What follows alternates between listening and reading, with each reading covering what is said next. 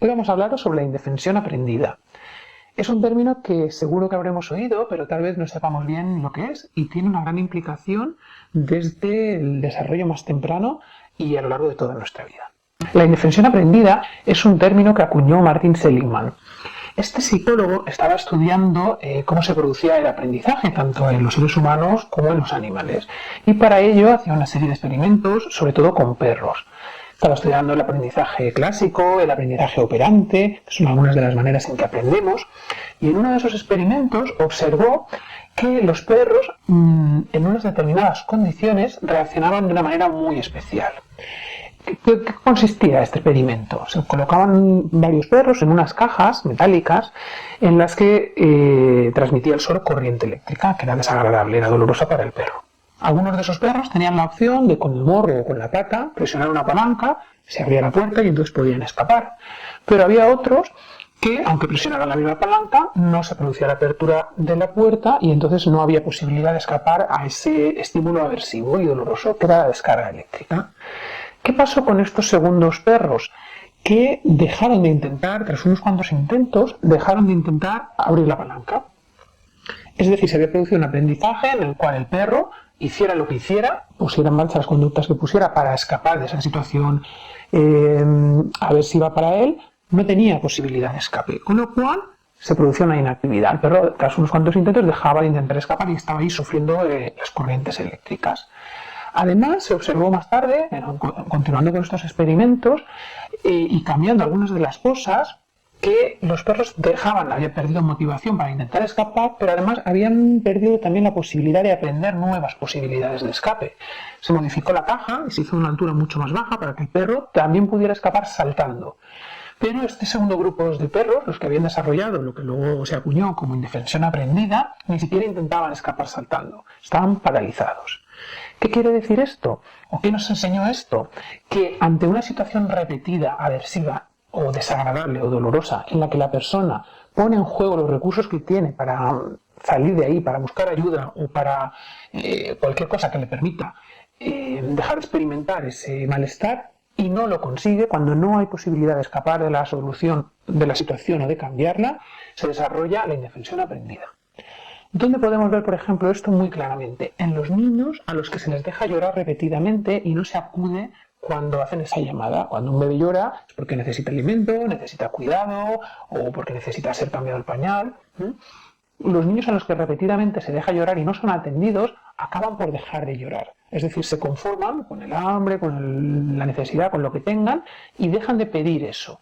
Esto se estudió mucho en orfanatos, en niños a los que no se podía atender adecuadamente o darles la atención que necesitaban y se les dejaba llorar por largos periodos de tiempo. Después de unas semanas los niños dejaban de llorar, tenían una actitud totalmente pasiva, sin importar si hubieran comido, si fuera ya la hora de comer, tuvieran hambre. Entonces esto tiene implicaciones, como vemos, en muchos casos.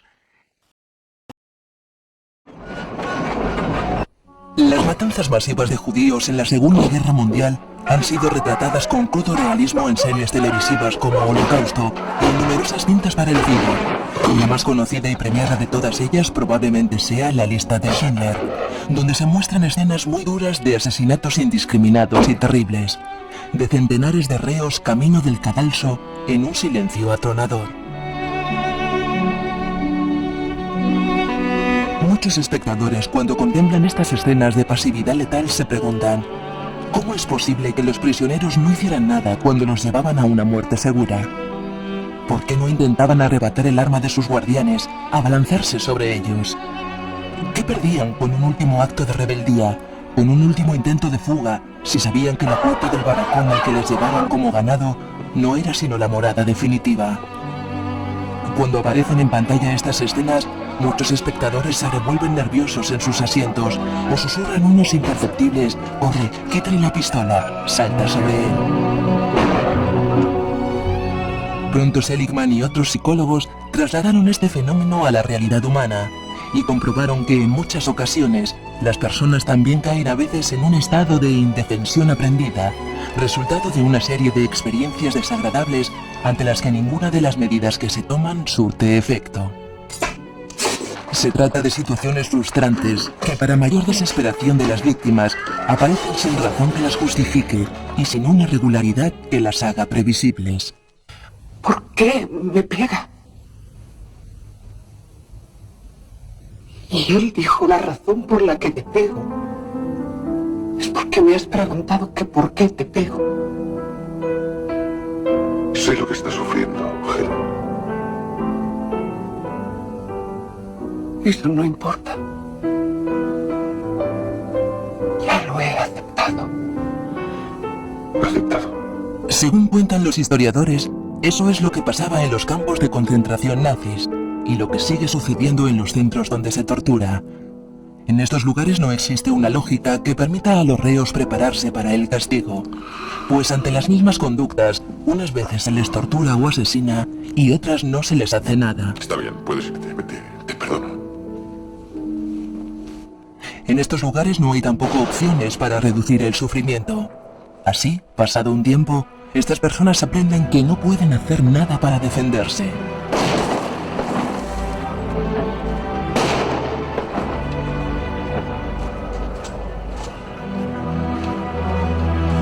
No solo en lugares tan tenebrosos como los campos de concentración o los centros de tortura se puede aprender la indefensión.